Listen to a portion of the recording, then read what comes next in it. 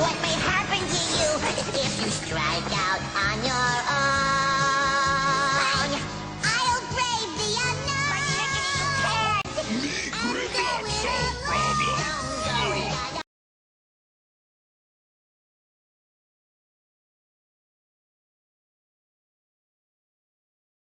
Grimlock saved universe!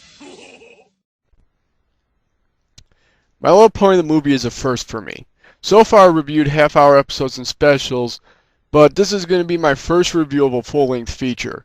Therefore, I'm making this review into parts and making the introduction its own part to talk about aspects of the movie in general, as well as its background. I'm also making this introduction to address the fact that I could very well be walking into a minefield by reviewing this. You see, not only is this my first movie review, but it's also my first review of something someone else has already reviewed. I reviewed Futago Hime and the 2 My Little Pony specials, and so far I've seen no one else make a video review of them. However, My Little Pony the movie has already been reviewed by her. Yes, the nostalgia chick. Oh, did I mention that I'll be posting this in the blog at That Guy with the Glasses? I've witnessed firsthand how reviewing something that's already been reviewed can be dangerous. I watched the Red Letter Media fans descend on SF Debris' YouTube channel when SF Debris started reviewing the Star Trek Next Generation movies. They complained about him muscling in on Red Letter Media's territory and putting words in his mouth that he thought he was better. Trust me, it's not a pretty sight. My fear is that people will have a similar reaction to me reviewing something this Nostalgia Chick has already. Perhaps in an even worse position. SF Debris could at least claim ignorance, as he made a point of never watching what Red Letter Media had to say about the Next Generation movies, but I can't make that claim. I've already seen a review, I know her talking points and jokes, I have an opinion of her review, and I must admit that it was a factor in me deciding to do this. However, I'll just fake it. As far as this review is concerned, she never reviewed it. You wanna know why? Because she's entitled to her opinions just like I'm entitled to my opinions and you're entitled to your opinions. One of the great things about entertainment is everyone really is entitled to their own version of the facts, as it's a personal taste experience. In fact, I don't see why other people can't review what's already been reviewed, as they have a different take on it than the person who reviewed it previously. I've also been told that the people at That Guy with the Glasses are more understanding, and if that's the case, good for you! I hope you enjoy this review. Now, with that out of the way, I want to talk about this movie in general to fill out the rest of the introduction, then we'll get into the movie itself and the main body of the review. My Little Pony the movie came out in 1986, just before the launch of the series My Little Pony and Friends that fall. It kind of serves as the show's pilot. Once again, there'd be a wholesale cast change as Hasbro wanted the series to star more gimmicky roles that came out around this time. The movie ended up being a financial and critical flop along with the Transformers movie that came out later that summer. Hasbro's drubbing at the box office between these two movies was so bad they wouldn't even bother with the big screen with the G.I. Joe movie that would come out the following year. When Nina Darton reviewed this movie for the New York Times, she panned it for not being on the same level as the Disney classics. However, I don't think that's completely fair, as this movie was never meant to be on the same level as the Disney classics. It's what TV Tropes calls the movie, where a franchise makes a feature film and should be judged as that. For me, the movies, especially those made in the 80s based on toy lines, can be measured on a simple pass or fail scale. Is this movie you're making me leave my house, go to a movie theater, buy a ticket, and watch all the way through non-stop better than what you provide for me to watch on TV in the comforts of my own home?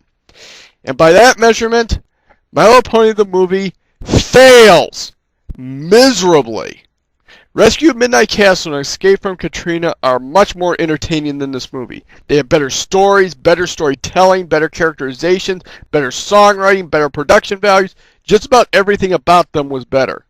Even looking forward into the series, there were story arcs that would have made a better movie than this. However, this brings up the question of why. It's easy enough to say the movie is bad, but there has to be a reason. What went wrong in the process of making it? Was the process itself screwed up from the beginning? This is why we're here. We're going to delve into the story and workings of this movie and see what was good and what was bad and have some fun laughs along the way. I think this movie's biggest problem was the lack of cinematic experience among the crew.